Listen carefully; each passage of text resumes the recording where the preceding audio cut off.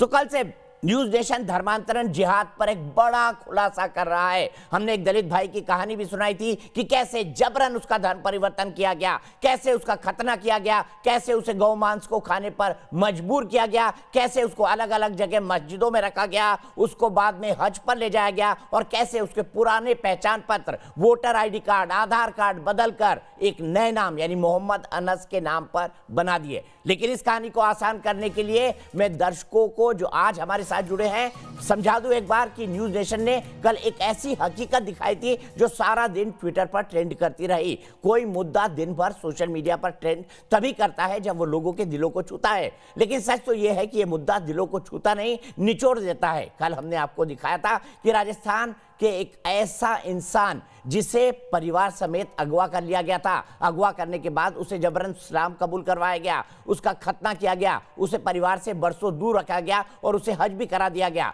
कल हमने आपको उस शख्स का नाम भी बताया था और चेहरा भी दिखाया था, लेकिन तब तक हम नहीं जानते थे कि जिस दौरान ये व्यक्ति तबलीगी जमात के गुंडे जिसे जब उसे घर घर घुमा रहे थे उसके घर में क्या चल रहा था आज हम जानते हैं। सिर्फ इसलिए आज हम आपको उसका चेहरा दिखा रहे हैं और न ही पहचान बता पा रहे हैं। आज तो हम उसकी बीबी के मुंह से बस उसकी बेबसी की कहानी आपको सुनाएंगे और सच मानिएगा जो इस बहन ने झेला है वो सुनकर आपकी रूह भी कांप जाएगी, क्योंकि तबलीगी जमाती जो मुसल्लम ईमान होने का दावा करते हैं उनके ईमान को इससे बेहतर भी कोई नहीं जानता, क्योंकि अपने परिवार के साथ अगवा हुई इस बहन के साथ इन तबलीगी जमात के लोगों ने कितनी बेरहमी की, कितनी निर्दयता की, खुद आप इस बहन के मुंह से सुनिए।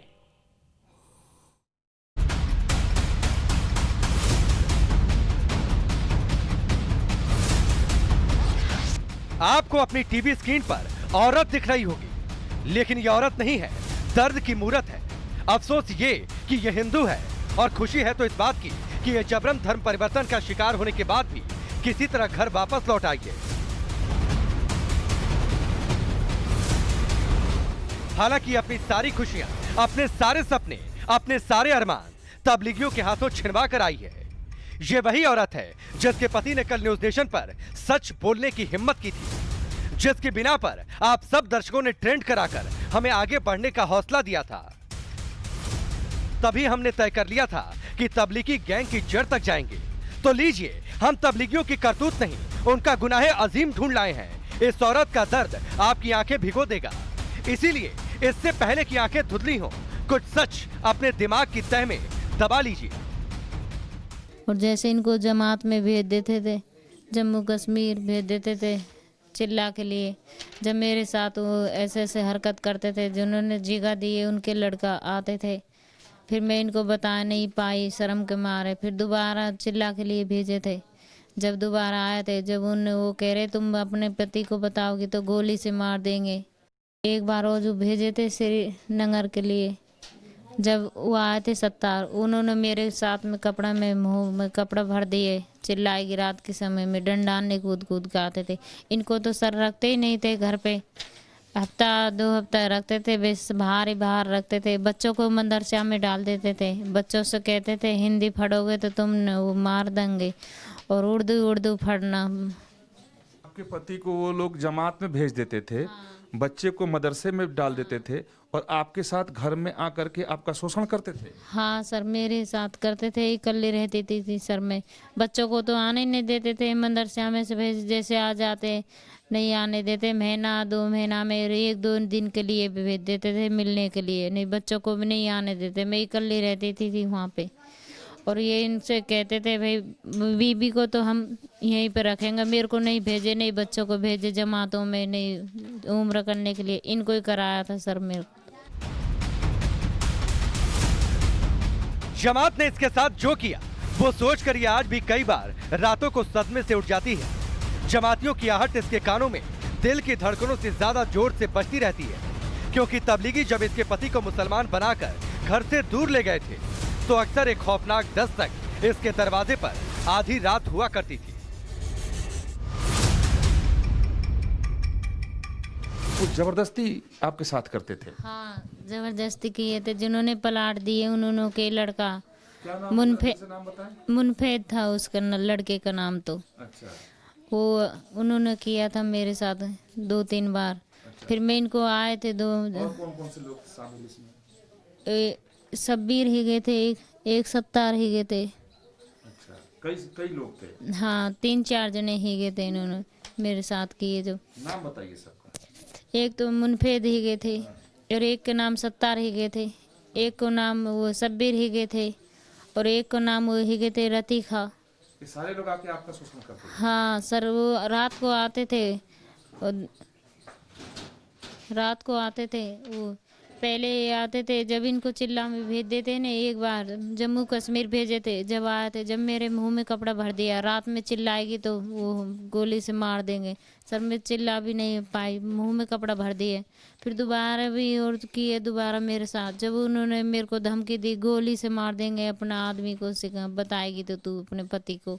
फिर मैं सर इनको बता नहीं पाई डर के मारे, भाई मेरे आदमी को मार देंगे, हमको मार देंगे, और यहाँ से चली गई तो तेरे को मार देंगे, तेरे बच्चों को भी। उस वक्त की खामोशी आज भी इस मासूम के लिए जुर्म है। ये और बात है कि उसके पति की तरह ही इसे भी तबलीगियों ने ही इस्लाम कबूल कराया था, वो भी बहन कहकर। इसके पति की तरह ही तबलीगी गुंडों की बेमुनासिब मजहबी तलवार इसकी गर्दन पर भी हर पल लटकी हुई थी, जो इसे हर पल जन्नत भेजने को तैयार थी।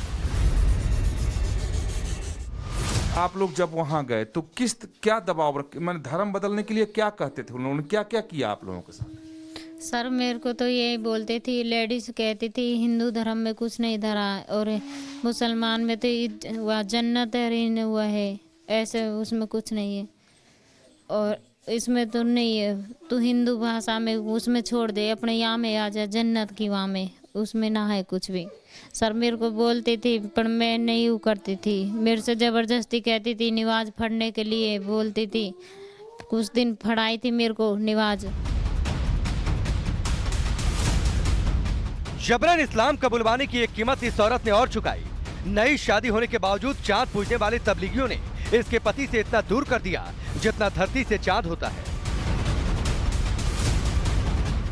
आपके पति को काफी वो लोग परेशान करते थे, धमकाते थे? हाँ सर धमकी देते थे, वो कहते थे तेरी बीवी को हमको नहीं रहेंगे, हमारे साथ नहीं करने देगा तो तेरे को मारेंगे हम जान से, चाकू से गर्दन काट देंगे, गोली से मार देंगे। सर ऐसे कैसे कहते थे। फिर मेरे को मुंह में कपड़ा भर देते थे। तबलीगी गुंडों के खौफ की इंतहा तो देखिए कि ये औरत किसी तरह बचकर घर लौटे, अपने पति को भी अपने साथ हुई हैवानियत का किस्सा नहीं बता सके। जब न्यूज नेशन ने खबर दिखाई, जब आसपास के लोगों ने इसकी हिम्मत बढ़ाई, तब जाकर इसकी जान में कुछ जान आई और इसने अपने साथ हुई हैवानियत अपने पति को बताई। कि जब आप कश्मीर आपको 45 दिन तक रखा या हज उम्रा गए तो आपकी पत्नी का शारीरिक शोषण ये जमाती लोग करते थे? हाँ, ये जमाती लोग तबलीगी वाले हैं जो करते थे उधर उस गांव वाले। मेरी बीबी ने मेरे लिए अब सारा कुछ बता दिया। जब तो उन लोगों ने किया मेरा बीबी के संग शारीरिक संबंध। अच्छा, जब आप बाहर होते थे तो आपकी पत्नी के साथ वो बदतमीजी करते थे? बदतमीजी करते थे। मैं अब अरब गया था जब उन्होंने यौन शोषण किया था मेरी बीबी के साथ, पहले भी किया था। अच्छा, तो फिर आप आने के बाद उन लोगों से क्या इस पे बात की, पूछा क्या, उनकी तरफ से क्या कहा गया? उनकी तरफ से कुछ नहीं किया। उन लोगों से मेरी बात हुई थी, मैंने उन लोगों से कहा था तो उन लोगों ने कहा था कि ऐसा कुछ भी नहीं है। फिर मेरा अकेले का उधर क्या चलेगा, कुछ नहीं चलेगा, सारी मुस्लिम बस्ती है तो मैं अकेला क्या कर पाता उधर। यानी कहते ये लोग जमाती लोग कुछ हैं, करते कुछ हैं, कि आपको बाहर भेजा फिर पत्नी के साथ बदतमीजी करने लगे। हाँ, ये कहने को तो कुछ और कुछ ही कहते हैं, ज़मीन उमीन सारा कुछ न देंगे, पैसे देंगे, और ऐसा कुछ भी नहीं है। सारे कुछ ये सारा ढोंग है, जमात कुछ नहीं है। जमाती जो तबलीगी जमाती वाले हैं ये ऐसे ही करते हैं। तो मेरे साथ तो बीती है, तो जब मेरे साथ उन लोगों ने ऐसा किया तो सबके साथ ऐसा ही करते होंगे। जरा सोच कर तो देखिए क्या गुजरती होगी इस इंसान पर, किस कदर टूट गया होगा इसका हौसला। लेकिन न्यूज नेशन इसका ही नहीं, इस जैसे तबलीगी गुंडे के हर शिकार के साथ खड़ा है। अगर आप भी तबलीगी गैंग की जाति का शिकार हैं तो इंटरनेट से न्यूज नेशन का पता लेकर हमें खत लिखें, क्योंकि हम इस जंग को बीच में नहीं छोड़ने वाले। जी हाँ, वही तबलीगी गुंडे जो धर्म परिवर्तन के नाम पर महिलाओं की इज्जत से खेलते हैं। ये कहने को तो कुछ और कुछ ही कहते हैं, ज़मीन उमीन सारा कुछ नो देंगे, पैसे देंगे, और ऐसा कुछ भी नहीं है। सारे कुछ ये सारा ढोंग है, जमात कुछ नहीं है। जमाती जो तबलीगी जमाती वाले हैं ये ऐसे ही करते हैं। तो मेरे साथ तो बीती है, तो जब मेरे साथ उन लोगों ने ऐसा किया तो सबके साथ ऐसा ही करते होंगे। ये सिलसिला किसी को तो खत्म करना होगा, सच की आवाज किसी को तो बनना होगा। न्यूज नेशन ने यही तय किया है। हम इस देश में संविधान से ऊपर किसी को नहीं मानते, हमारे लिए कानून से ऊपर कोई नहीं, और हम ये जानते हैं कि कुछ ताकतें हिंदुस्तान को बदलने की कोशिशें कर रही हैं, लेकिन हम ये भी जानते हैं कि हमारा फर्ज हमें हर मजलूम के साथ खड़े होने पर मजबूर करता है। Team news nation.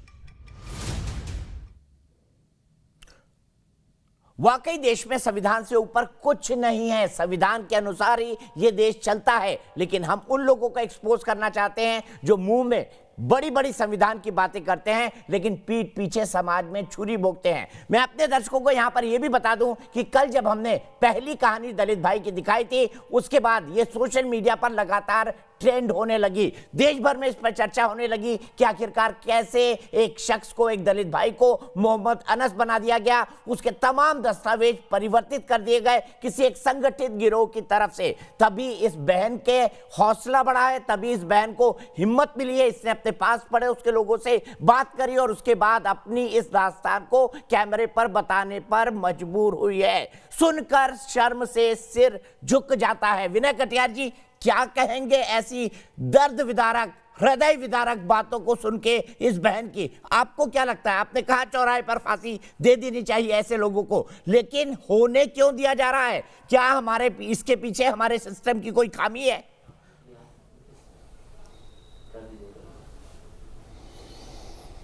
नहीं, ये धर्मनिरपेक्षता के नाम पर जो चाहें वो कर लें, इस प्रकार उनको लगता है खुली छूट है। और दूसरा, जमातियों को लगता है कि हमारे खिलाफ कोई किसी प्रकार की कार्रवाई नहीं हो सकती, जो चाहें वो करें, और वो करते हैं। ये कोई पहली घटना नहीं है, मेवात में तो बहुत सारी घटनाएं हो रही हैं, तो ये कोई पहली घटना नहीं है। तो मैं ये समझता हूँ कि इस पर बड़ी गंभीरता से सरकारों को भी काम करना चाहिए। अन्य राज्यों के अंदर भी इसी प्रकार का काम हो रहा है, नाम लेना ठीक नहीं इस समय, लेकिन जहाँ जहाँ ये हो रहा है उसके खिलाफ आवाज़ उठाने की आवश्यकता है। आखिरकार स्वतंत्र भारत के अंदर ये किस प्रकार की स्वतंत्रता दे दी गई कि जो चाहो आप वो करो, बिल्कुल सही, आप ही मालिक हो। तो ये तो अच्छी स्थिति नहीं है देश के लिए। बिल्कुल सही कहा विनय जी आपने कि ये अच्छी स्थिति नहीं है, और इसीलिए मैं इस सवाल को विजय शंकर तिवारी जी के पास ले जाना चाहता हूं। विजय शंकर जी, आपका ऑर्गेनाइजेशन लंबे समय से मेवात, चाहे वो राजस्थान का हो चाहे वो हरियाणा का हो, उसके लिए संघर्ष कर रहा हो। हमने भी कई सीरीज में स्टोरी दिखाई, लेकिन आप अपने अनुभव के आधार पर बताइए, संगठन के फीडबैक के आधार पर बताइए, क्या ग्राउंड लेवल पर मेवात में कुछ चेंज होता हुआ दिखाई दे रहा है? अब तो ये इतना बड़ा खुलासा है इस दलित भाई का कि इसके आगे बाकी सारी चीजें गौण हो गई है। हमें सोचना होगा कि हम कैसा गणतंत्र है, हमें सोचना होगा कि हम दुनिया के सबसे बड़े प्रजातंत्र का दावा करते हैं। अगर ऐसे हालात हैं तो हमारे प्रजातंत्र कितना खोखला है।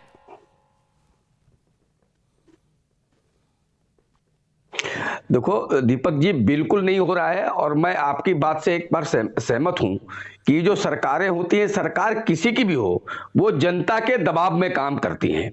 और आपने ये कार्यक्रम जिस ढंग से प्रसारित किया है, जनता वहां की सरकार पर दबाव बनाएगी। केवल वहां का विषय ना जी, मेवात का, पश्चिम बंगाल का है, केरल का है, मेवात का है, पश्चिम उत्तर प्रदेश का है, बिहार का है, उड़ीसा का है, तमिलनाडु का है। दीपक जी, देश के हर जगह, मतलब सैकड़ों जगह ये मेवात फैला हुआ है। वहां की जनता वहां की सरकार पर जब दबाव बनाएंगी तभी ये मामला शांत होगा। आप एक चीज बताइए मुझे, ये बात कर रहा था अभी, कहाँ का वो कश्मीर का जो गुंडा, वो बात कर रहा था, लड़की को प्रश्न उठा रहा था। मैं कहता हूं ये जो अपनी बहन के नहीं होते, जो अपने भाई के नहीं होते, वो किसी के कैसे हो सकते हैं?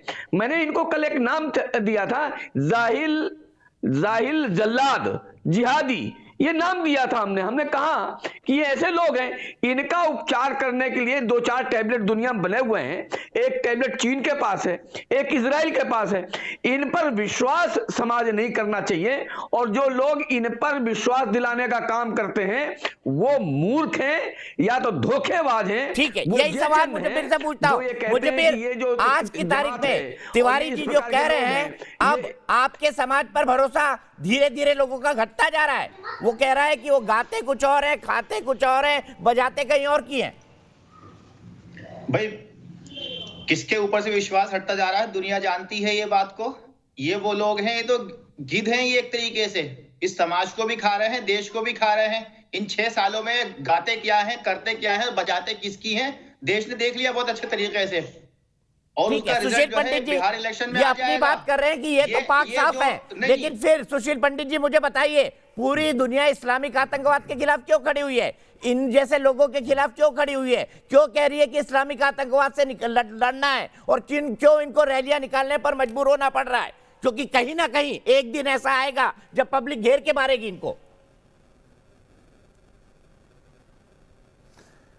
देखिए, ये अपने किए की भुगतेंगे, लेकिन इनकी वजह से कितने लोग बर्बाद होंगे उसका जरा अंदाजा लगाइए। कश्मीर जैसी जगह देश में 500 से ज्यादा स्थानों पर स्थिति उत्पन्न हो गई है, और ऐसी स्थिति उत्पन्न होने का एकमात्र कारण यह है कि सरकारें इन मामलों में पचड़ों में पड़ना नहीं चाहती। तिवारी जी कह रहे थे कि जब तक जनता दबाव नहीं बनाएगी, जनता ने दबाव बनाकर ही तो ये जनादेश दिया है। लोकतंत्र में और कैसा दबाव बनेगा? सरकारें बदल दी, नए नेता आ गए, नई पार्टी सत्ता में आ गई, अब क्या सड़कों पे निकलें, कानून अपने हाथ में लें? इतना जबरदस्त दबाव और कैसे बनेगा कि 30 सालों के बाद एक पूर्ण बहुमत की सरकार ला करके रख दी सामने, एक बार नहीं 2-2 बार। और कैसा जनादेश चाहते हैं आप, और कैसा दबाव चाहते हैं आप? क्या जनता सड़कों पे निकले, हथियार लेके निकले? ठीक है, और ऐसी ही सुशील सरकार पंडित जी है, आपसे ऐसे ही बहुत तबलीगियों वाजिब के सवाल सामने उठाया है, रात को 2 और लोग बजे बीजेपी से ये नेशनल उम्मीद सिक्योरिटी करते हैं एडवाइजर कि ये जो को हो रहा है इसका गिड़गिड़ाने के लिए सॉल्यूशन दे। भेजते हैं। इसी दिशा पर मैं बहस को आगे मौलाना बढ़ाऊंगा। साहब, आज तक एक समाज कमर्शियल पता ब्रेक नहीं के लिए गया है। रुकना है, माफ कीजिएगा पंडित जी, ऐसे ही मैं आपको पता बीच नहीं में टोक रहा हूं, मेरे पास वक्त इतना ही है। नए पैनल के साथ, नए खुलासों के साथ हम एक बार फिर से जुड़ेंगे और बात करेंगे धर्मांतरण जिहाद की।